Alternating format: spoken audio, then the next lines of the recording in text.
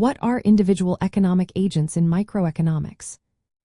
Imagine a busy marketplace where everyone is making choices about what to buy, sell, or produce. That's the world of microeconomics, where the focus is on individual decision makers.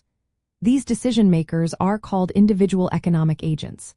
They include households, firms, and sometimes small groups or even individuals. Each one plays a part in shaping how the economy functions on a small scale.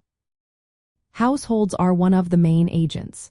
They decide what goods and services to buy based on their needs and wants. They also choose how much work to do, which affects how much income they earn.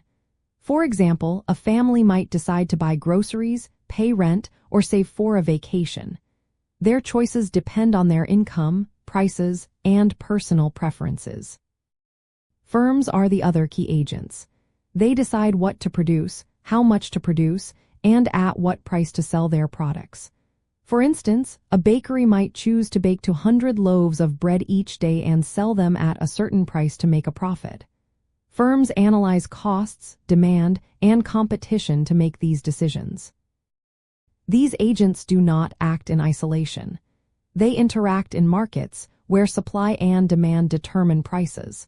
When many households buy a product, the demand increases, which can raise its price.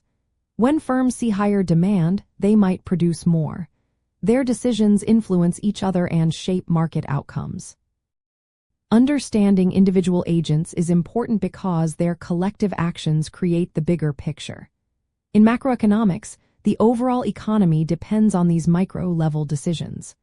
For example, if households decide to spend less, total consumer spending drops, affecting the entire economy. Similarly, if firms cut back on investment, it can slow down economic growth.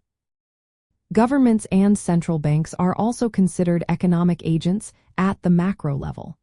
They influence the economy through policies like changing interest rates or taxes. But at the core, the foundation of macroeconomic trends is built on the decisions made by individual agents. So, in simple terms, individual economic agents are the tiny units that make up the economy. Their choices about resources, production, and consumption drive the bigger economic story. Without their actions, the entire system would look very different. Their behavior links microeconomics to macroeconomics, showing how small decisions add up to big economic results.